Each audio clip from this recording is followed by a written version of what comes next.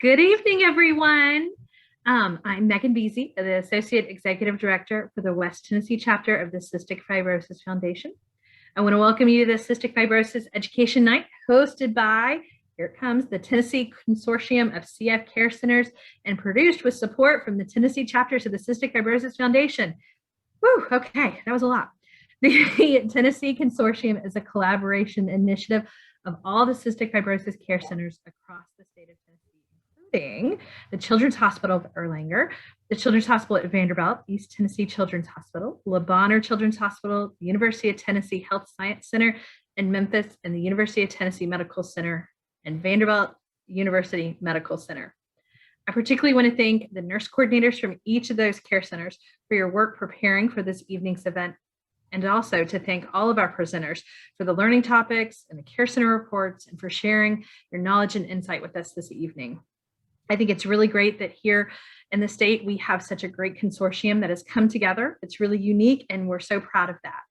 The Cystic Fibrosis Foundation engages and supports the CF community through 3 offices across the state of Tennessee, providing programming, connection events, leading advocacy efforts, and fundraising opportunities to support our mission to cure cystic fibrosis and to provide all people with CF the opportunity to lead long, fulfilling lives by funding research and drug development, partnering with the CF community, and advancing high-quality specialized care. Together, the care centers and CFF are all here and across the state to support you, our CF community. I'm happy to introduce our plenary speaker for the evening, Sue Sullivan. Sue joined the CF Foundation in June of 2020 as head of the Community Partnerships Department.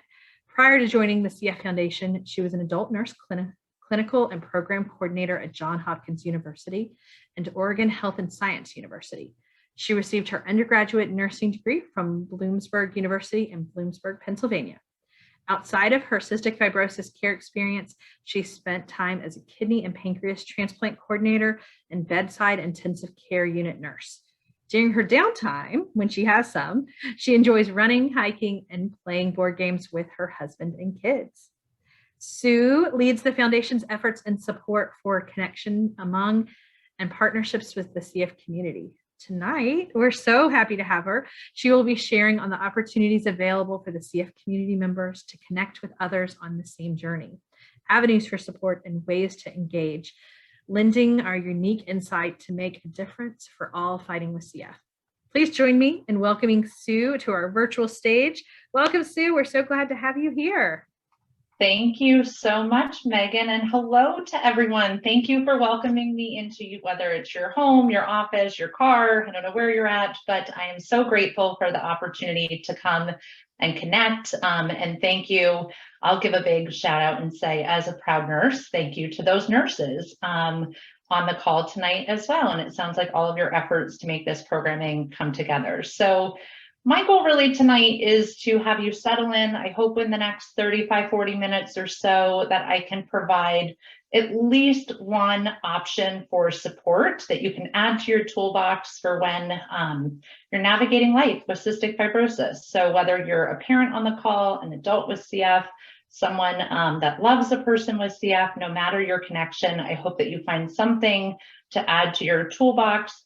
And then also make sure that you're aware of some exciting engagement opportunities that are available for you to lend and give insights or your voice or perspective to help really shape CFF and the direction of where we need to go. So with that, I can have you advance to the next slide.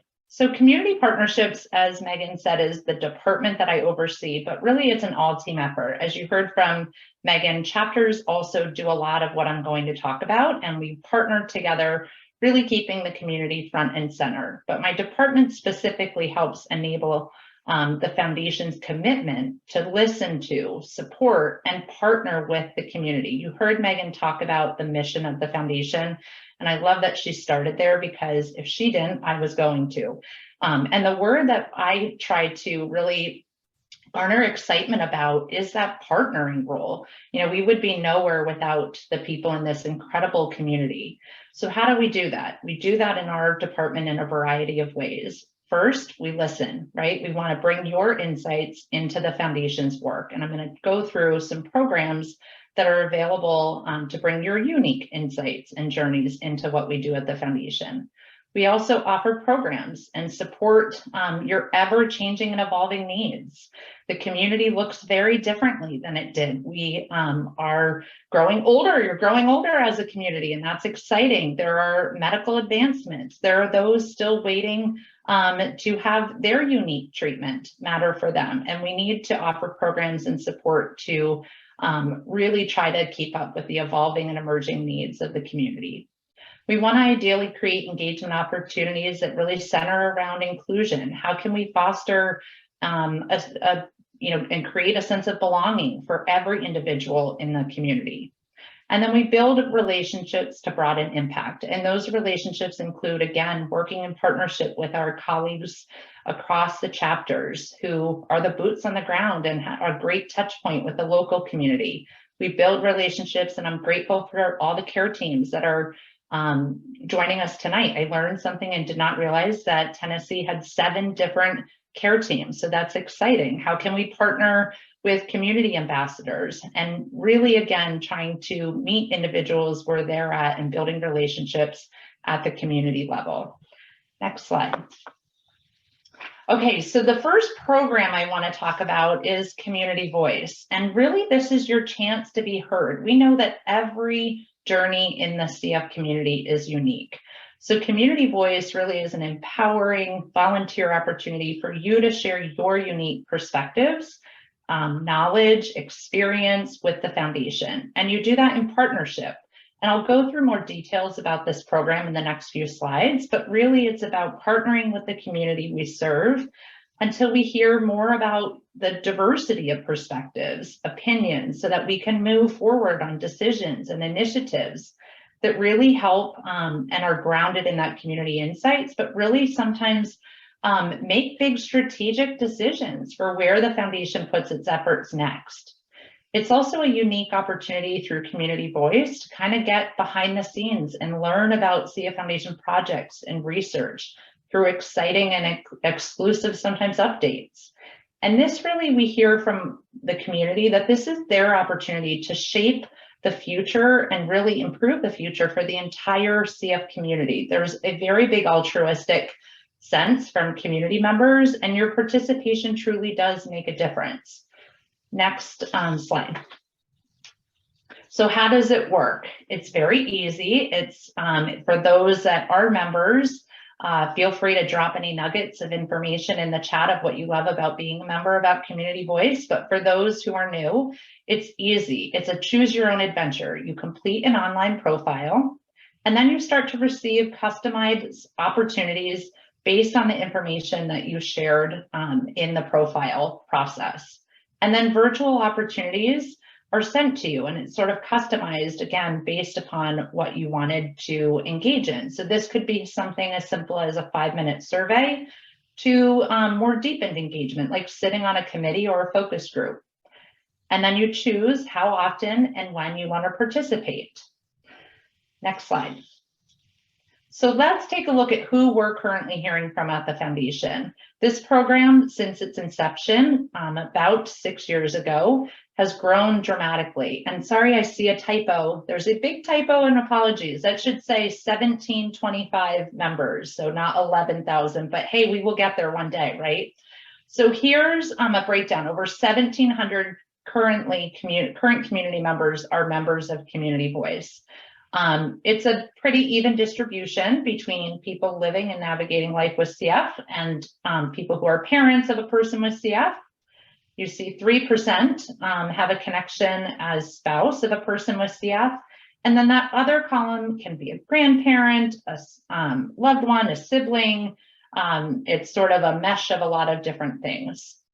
We know that representation, 11,000 is the dream. Yes, Linda Brennan, I forgot to mention, is a teammate of mine on the call, and she's going to be dropping important links in the chat as we go along. But it is the dream because representation matters, right? Each person's unique story is important, and it's critical that data is really representative of the community. So right now we're working better to engage those who identify as male in the community.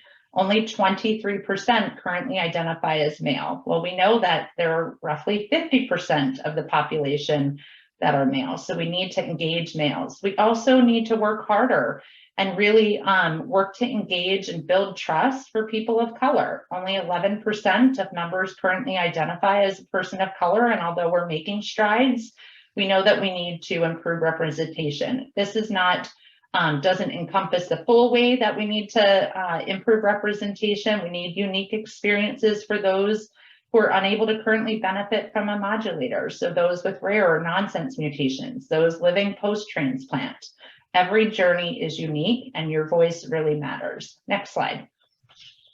Okay, Tennessee, here you go. Here's some statistics. So we currently have 40 of you who are members. So we can do better than that, right? Let's get those numbers up tonight. So 43% of the 40 are people with CF.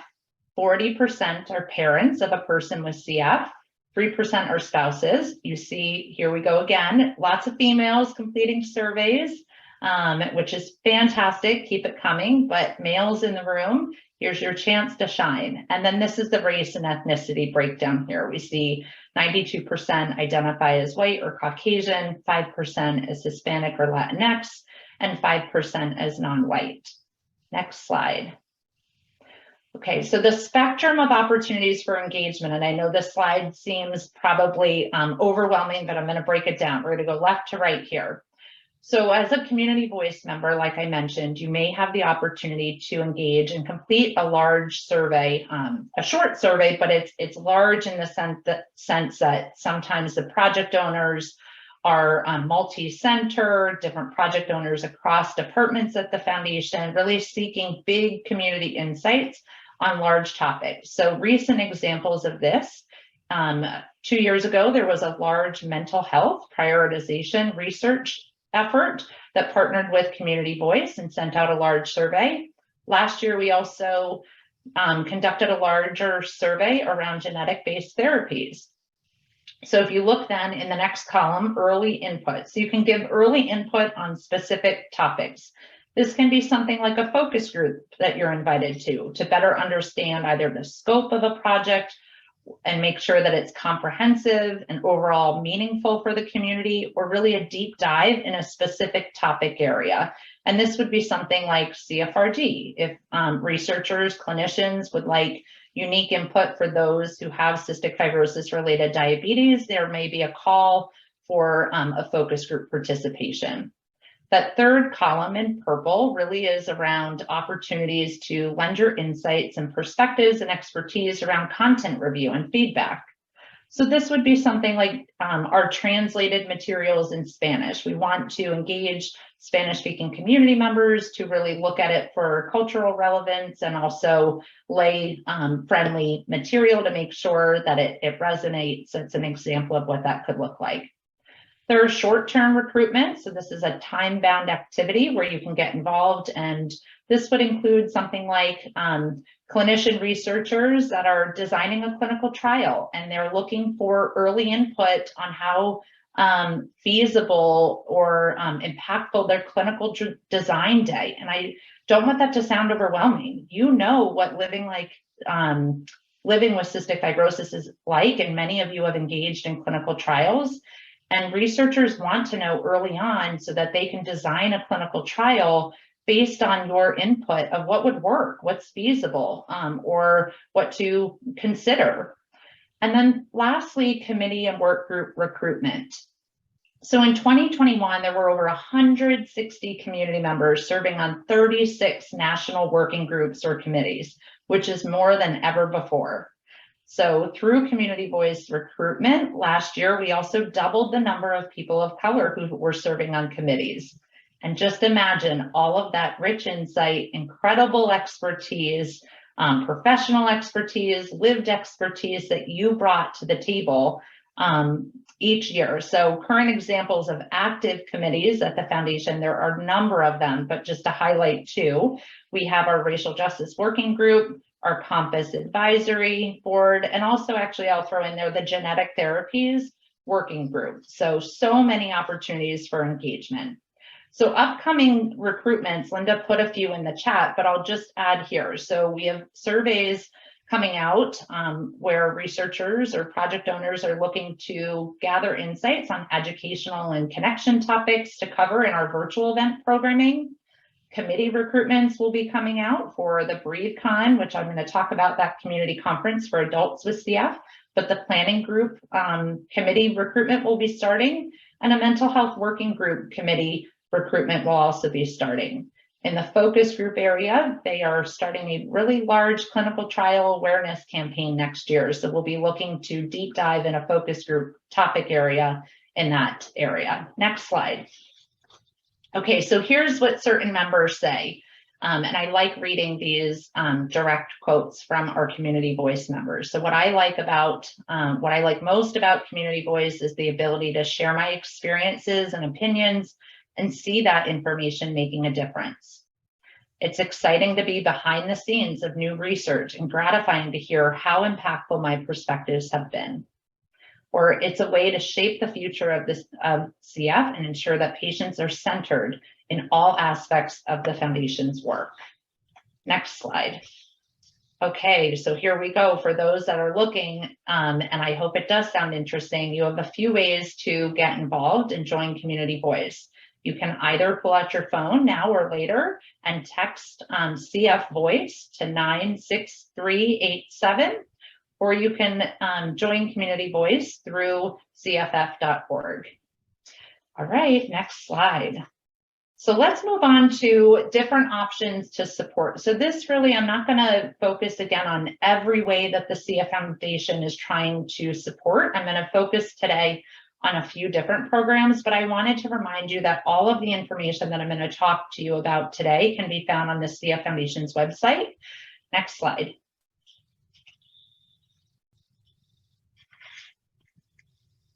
Thank you. So the CF Foundation's website, just as a reminder, is www.cff.org.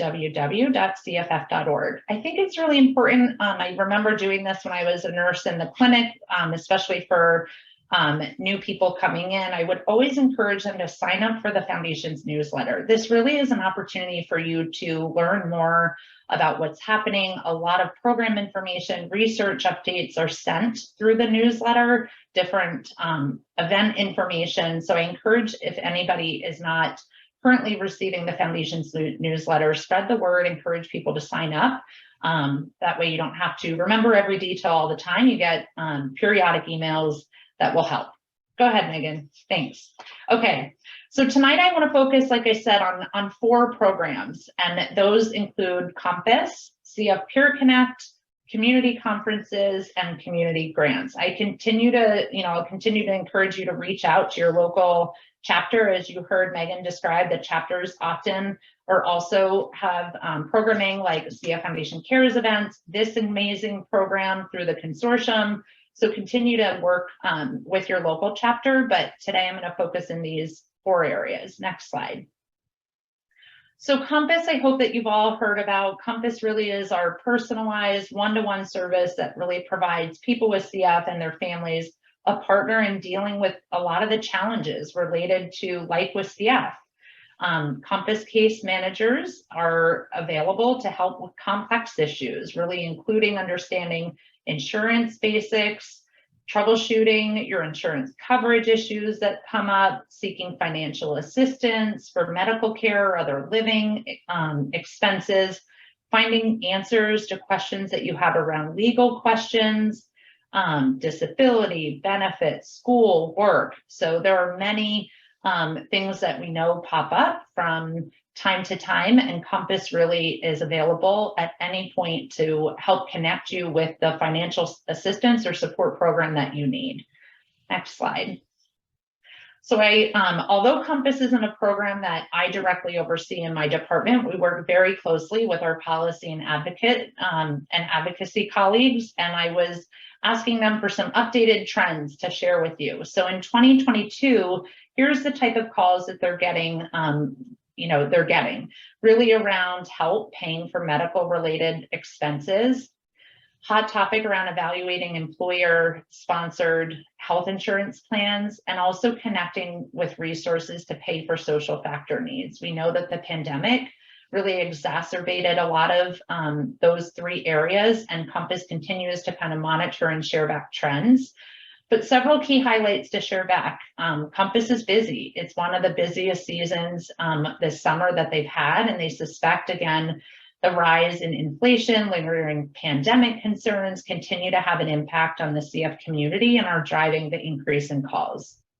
So calls, again, really around help with rent, mortgage, food, utilities, auto and transportation, medical bills, and more are on the rise. So we're always looking to expand support options. We work closely with Compass in trying to determine what are the emerging needs stemming from the calls that Compass are receiving. Okay, next slide. So CF Peer Connect. So Peer Connect, I hope, another resource that you've heard, especially if you are going through essentially any stress, right? So this is one-to-one peer support with someone who has been there and done it. So it's an opportunity through a mentored match program to learn, share, and connect about a topic with someone who really gets it. These are flexible, they're personalized matches, and they're really based on individual needs, and we can provide matching support for those 16 and older.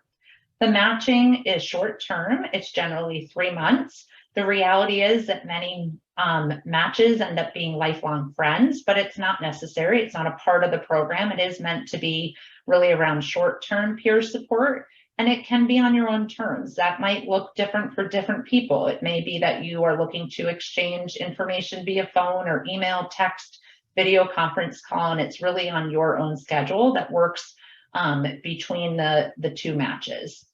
So we know that why peer support. So Hema is a mom of a son with CF, and she tells us that connecting with other parents is informative. It's also reassuring. It gives time to realize you are not alone. And then Holly, an adult with CF on the left-hand side, said, it's nice to talk to someone who's further down the road than I am. So we see topic-based matches based on a variety of things. This can look like I'm newly diagnosed and I need to talk with another, mom of a newborn baby or a dad of someone with CF. My child is having eating struggles, or my care team told me that my child may need a feeding tube, and I want to talk with someone who's been there. This may look like in young adult life of transitions to college, we know are a really difficult time for individuals. And it may be helpful to match with someone who is past their college years to say, yeah, I've been there and I remember that time period. It's also helpful, and we've seen a lot of match requests around navigating further in adulthood, whether that's parenthood or making job decisions. Life transitions can be an incredible opportunity to utilize and leverage CF Peer Connect. Next slide. So how do you request support? So I also want to draw your attention, and I'll talk through in a few slides the various resources available to Spanish-speaking community members. But we just launched, we now can service individuals in our community who are Spanish speakers. And the process looks a little bit different, which I'll draw your attention to. But if you need peer support, it's can be found through the website, again, cff.org. Peer Connect, and you can complete an online profile. You then are matched with a staff phone call where they will gain some additional information to make really that personalized match. And it's flexible. And sometimes we know that the first match may not work and you might need a rematch, and that's okay. But the matched pair, again, gets to determine how and when and how often you want to connect about said topic. So if there are those who are needing services in Spanish, I would just ask, and Linda can put in there that email I see, for email peerconnect@cff.org. And we're working with our communications colleagues, and once we formally can roll out that this is available, we will be excited to do so. Next slide. Okay, so connection. Connection is another way that community members have told us that adds to feeling support, and that peer connection through matching is important, but sometimes people want to attend a community conference. So my department offers 4 unique community conferences. I'm going to walk through them in a few slides, but I wanted to overall give you a sense of what community conferences are. So these virtual events really are designed by and for the community. So we provide staff support, but the ideas, the topics, the themes, it's all derived from the community. And those topics and themes evolve based on the emerging needs. Each event typically has a keynote and then breakout sessions where there's opportunities for fun, social time, creative time. We've done a variety of things, cooking and yoga and all sorts of fun game activities. And then there are certain topics that are important to discuss in a peer setting and behind closed space that feels safe. And those might be about grief or advanced CF lung disease.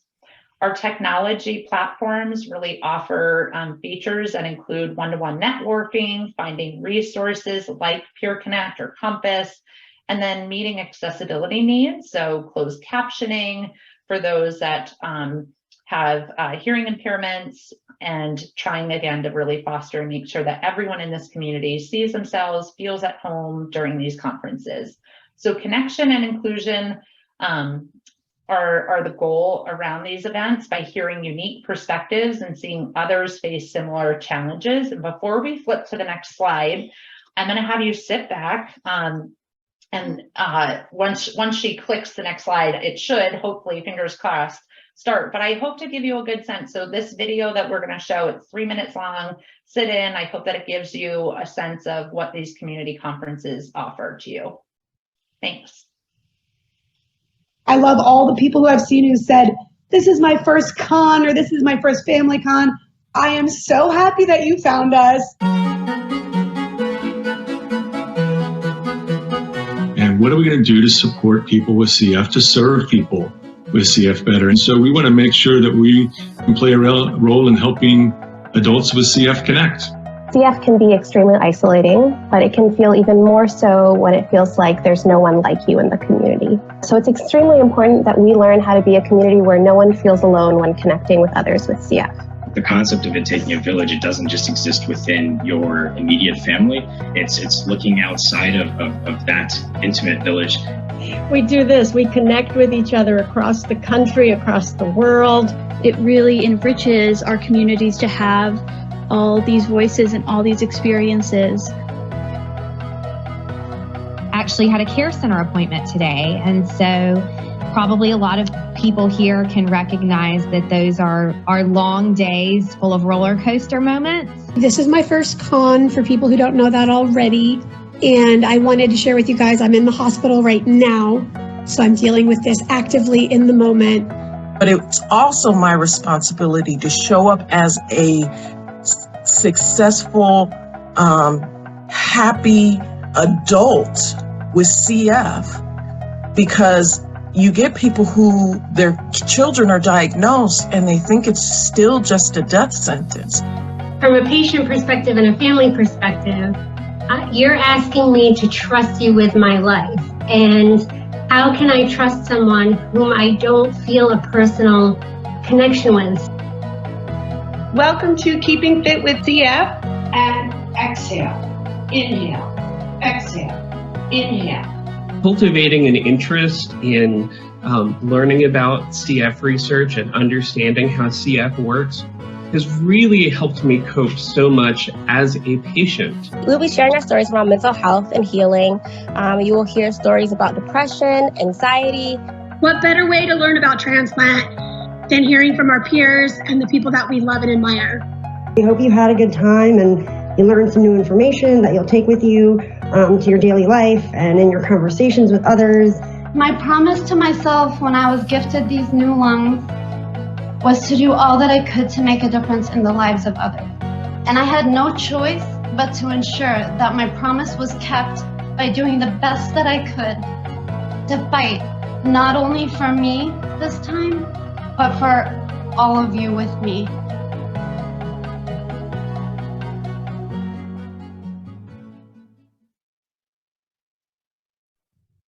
Okay, I'm going to try to keep it together. That one always gives me the warm and fuzzies. I love that video and getting to really hear directly from the community. So as I mentioned, we currently host 4 unique community conferences. And from left to right, I'll share that BreatheCon is our signature event for adults with CF. So anyone aged 18 and up is invited to attend. This is an annual event. Our next one will be in February. So adults on the call, mark your calendars, February 24th and 25th. And the primary goal of this is connection. And as you saw, again, we're recruiting for BreatheCon planning. So if you have thoughts on what that event should look like in 2023, we hope to see you in the planning committee. ResearchCon is a partnered event. So many of the care team members on here, I hope that you've come and joined and participated in the planning alongside of our amazing community members. And this offers an opportunity to connect and be informed and really begin to understand or broaden your understanding of research, trying to make, again, research feel accessible. And it's open to anyone age 16 and up with a personal or professional connection to cystic fibrosis.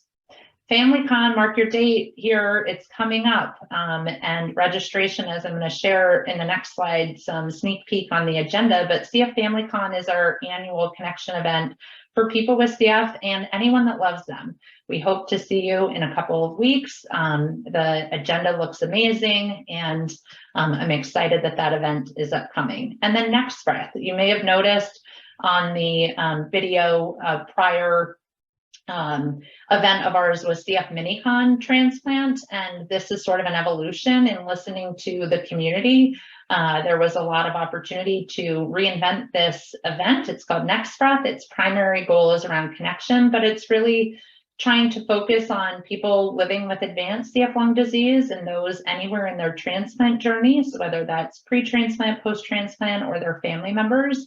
And that's hosted twice a year. Next slide. So let's take a look here at a sneak peek for FamilyCon 2022. So again, on Thursday, October 21st and Friday, October 22nd, we will be leaning into a keynote around we're all in this together.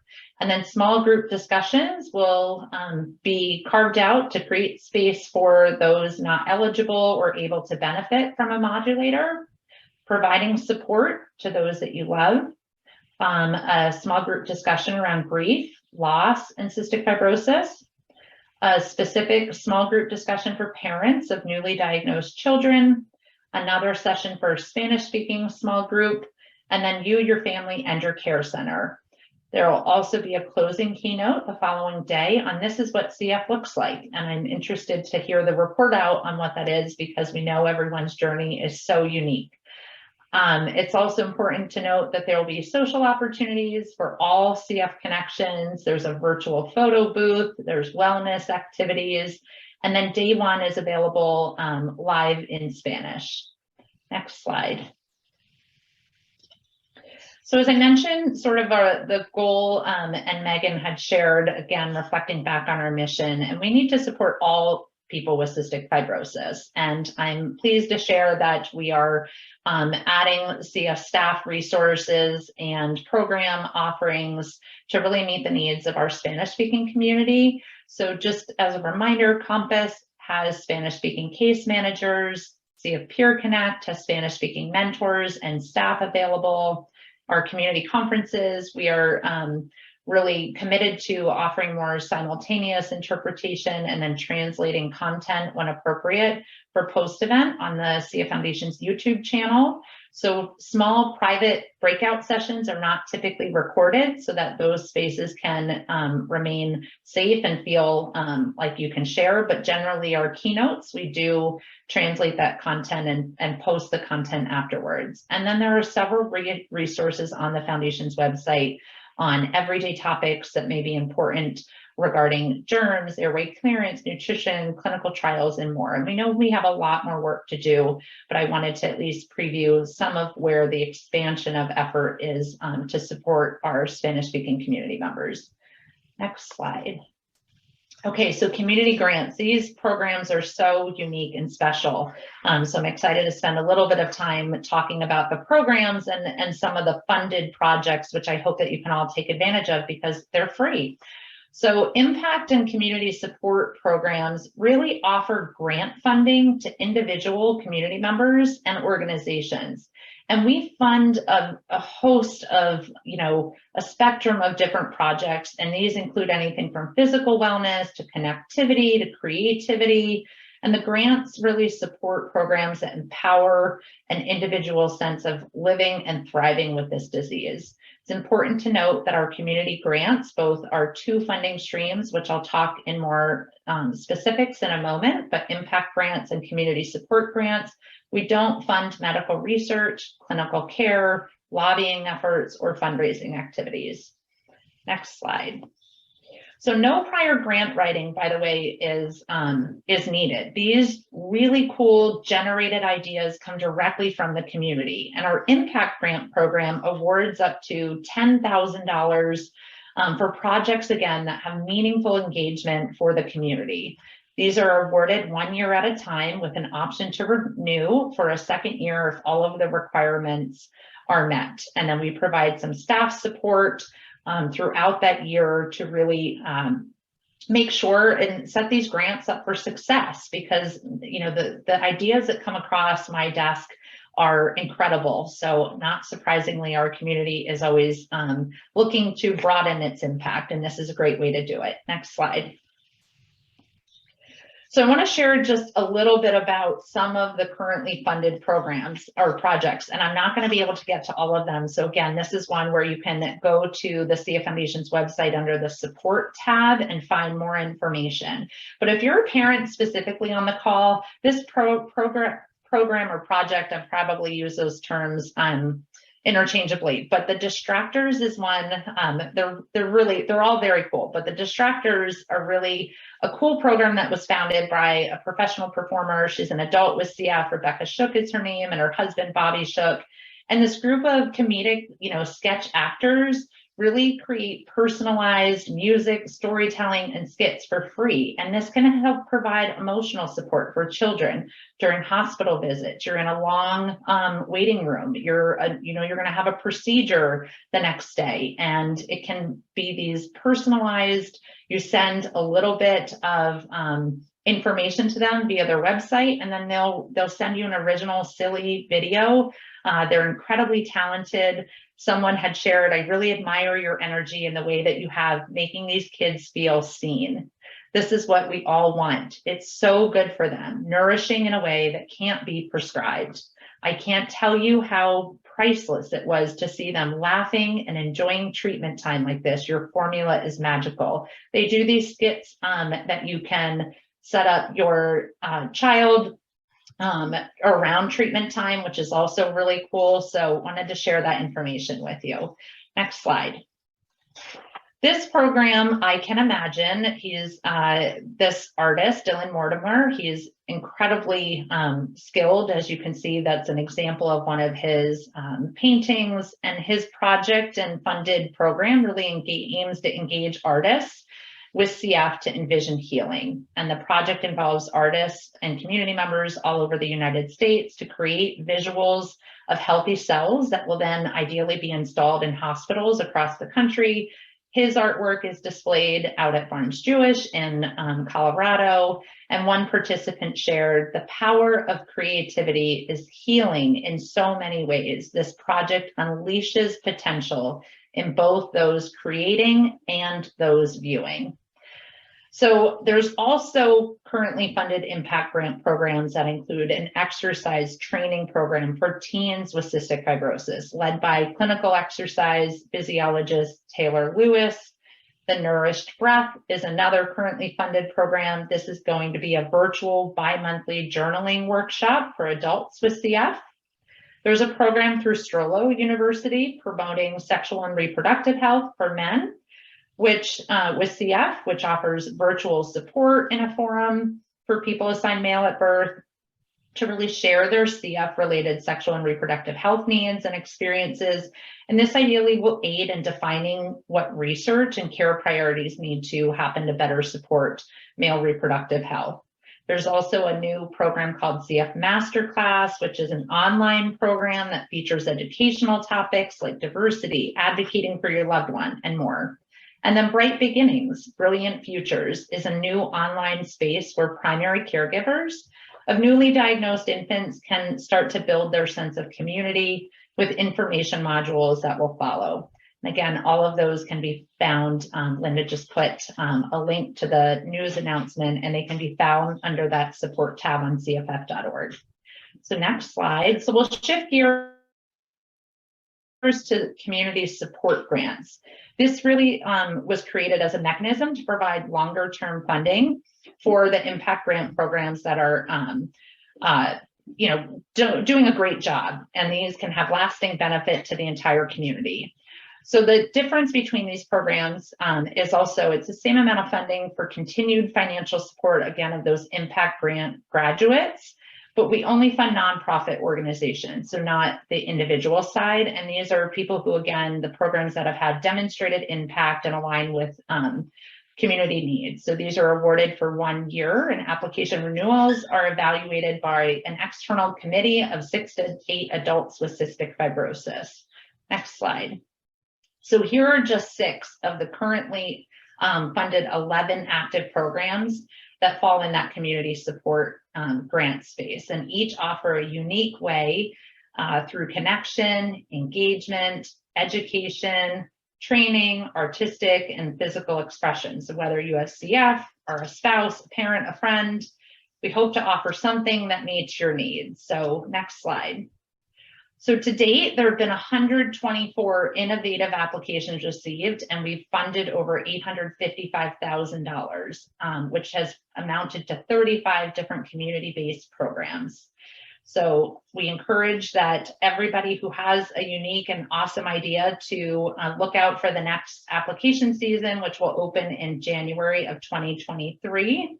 And the foundation will especially be encouraging applications that provide innovative online education or engagement for adolescents with CF, siblings of people with CF, and really just send your good ideas our way. Next slide.